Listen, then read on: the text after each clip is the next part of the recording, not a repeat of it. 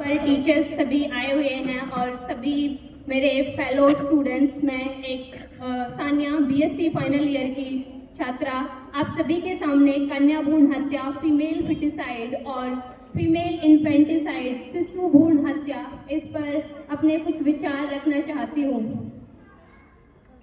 आज मैं यहाँ कोई रटा हुआ भाषण देने नहीं आई हूँ, मैं यहाँ अपने दिल से उठी एक सच्ची आवाज़ लेकर आई हूँ। आज मैं सभी से बहुत ही सीधा लेकिन गहरा सवाल पूछना चाहती हूँ। क्या एक बेटी को पैदा होने से पहले ही मार देना हमारी सभ्यता, हमारी संस्कृति और हमारी मानवता पर सवाल नहीं उठाता? अगर जवाब हाँ है तो फिर भी आज कन्या भ्रूण हत्या क्यों?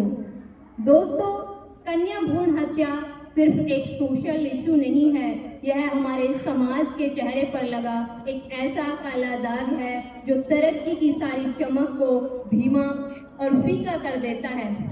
साइंस ने हमें अल्ट्रासाउंड जैसी टेक्नोलॉजी दी थी जिंदगी बचाने के लिए, लेकिन अफसोस कुछ लोगों ने उसी टेक्नोलॉजी को बना दिया जिंदगी खत्म करने का हथियार।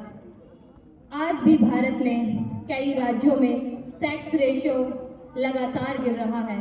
अगर हम हरियाणा की बात करें तो हमेशा से ही हरियाणा इस चीज़ में एकदम बदनाम है, बिल्कुल जो कन्या भ्रूण हत्या है इसको लेकर के। अगर हम आंकड़े देखें तो आंकड़ों में लगातार डिक्रीजमेंट हो रहा है, कन्या भ्रूण जो लड़कियों की संख्या है वो कम होती जा रही है। तो इसका साफ मतलब है कि लड़के बढ़ रहे हैं और लड़कियां जन्म से पहले ही खत्म की कर दी जाती हैं। अब जरा इन आंकड़ों को सुनिए और सिर्फ सुनिए मत, महसूस कीजिए। प्रसिद्ध गायनाकोलॉजिस्ट डॉक्टर अरुणा कार्ला अपनी पुस्तक आई वांट अ बॉय में बताती हैं कि पिछले 30 वर्षों में, यह आंकड़ा चौंकाने वाला है, पिछले 30 वर्षों में 1 करोड़ 20 लाख बेटियों को मां के गर्भ में ही मार दिया गया। और यही नहीं, पिछले एक दशक में, पिछले 10 सालों में लगभग 24 लाख बेटियां फीमेल इन्फेंटिसाइड की भेंट चढ़ गई। फीमेल इन्फेंटिसाइड मतलब जब वो लड़कियां पैदा हो जाती हैं तो उसके बाद उस शिशु की हत्या कर दी जाती है, ये देख करके कि एक लड़की है। कुछ तो जो औरतें होती हैं हॉस्पिटल में ही उसका गला दबा देती हैं या फिर गड्ढा खोद करके कहीं उनको बाहर डाल देते हैं, सिर्फ इस वजह से कि जो कुछ औरतें होती हैं जिनको बहुत ज़्यादा टॉर्चर किया जाता है उनके घरों में, उस टॉर्चर को उसकी बेटी ना सहे, इसीलिए वो एक शिशु को सिर्फ गर्ल होने के नाते मार देती है। तो ये सिर्फ नंबर्स ही नहीं है दोस्तों, ये वो बेटियां हैं जिन्होंने कभी सूरज नहीं देखा, जिन्होंने कभी माँ नहीं कहा, कभी सपने नहीं बुने। सोचिए जरा, जिस बेटी ने अभी दुनिया देखी ही नहीं, जिसने हंसना, चलना, बोलना कभी नहीं सीखा और उसे यह कहकर खत्म कर दिया जाता है कि लड़की बोझ होगी। Is this the community? Is this the culture? Is this the India we are proud of? मैं यहाँ साफ शब्दों में कहना चाहती हूँ, सेक्स सेलेक्टिव अबॉर्शन सिर्फ एक क्राइम नहीं है, ये एक सिर्फ अपराध नहीं है, यह हमारे सोच की बीमारी है। जो हमारा एक ऑर्थोडॉक्स माइंडसेट है कि हमें सिर्फ लड़का चाहिए, वी ओनली वांट सन, लड़कियां तो बोझ होती हैं। तो जब तक सोच नहीं बदलेगी तब तक अकेला कानून कुछ नहीं कर सकता।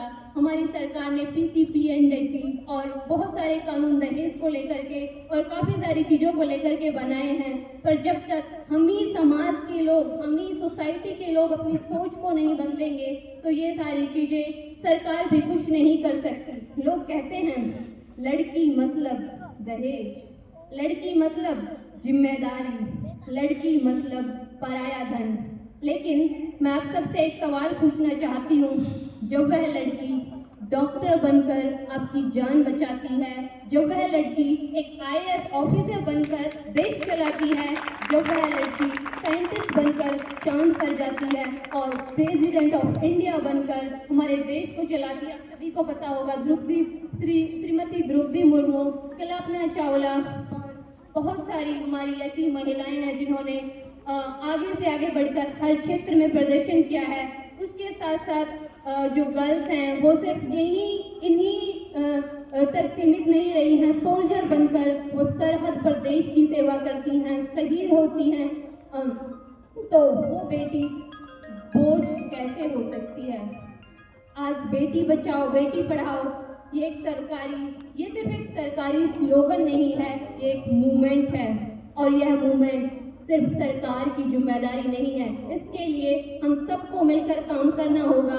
ये मेरी जिम्मेदारी है, ये आपकी जिम्मेदारी है, ये हम सबकी जिम्मेदारी है। मेरे सामने बैठे स्टूडेंट्स और जो भी यहाँ टीचर्स बैठे हुए हैं, आज आप छात्र हो लेकिन कल आप ही पेरेंट्स बनोगे, आप ही डॉक्टर्स बनोगे।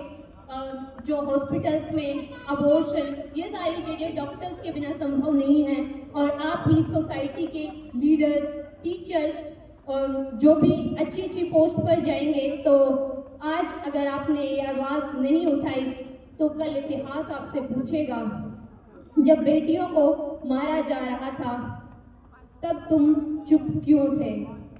चेंज एक दिन में नहीं लेकिन एक दिन जरूर आता है। अगर हम सब ठान ले तो ये चीज़ें जरूर बदल सकती हैं। और आज मैं एक स्टूडेंट होने के नाते, एक बेटी होने के नाते और एक फ्यूचर मदर होने के नाते सिर्फ इतना कहना चाहती हूँ, बेटी को पैदा होने दो, बेटी को पढ़ने दो, बेटी को सपने देखने दो, क्योंकि ए daughter is not a burden, she is a blessing. अगर हमें भारत को सच में स्ट्रॉन्ग, सेफ, डेवलप्ड नेशन बनाना है तो हमें हर गर्भ में पल रही बेटी को जीने का पूरा हक देना होगा।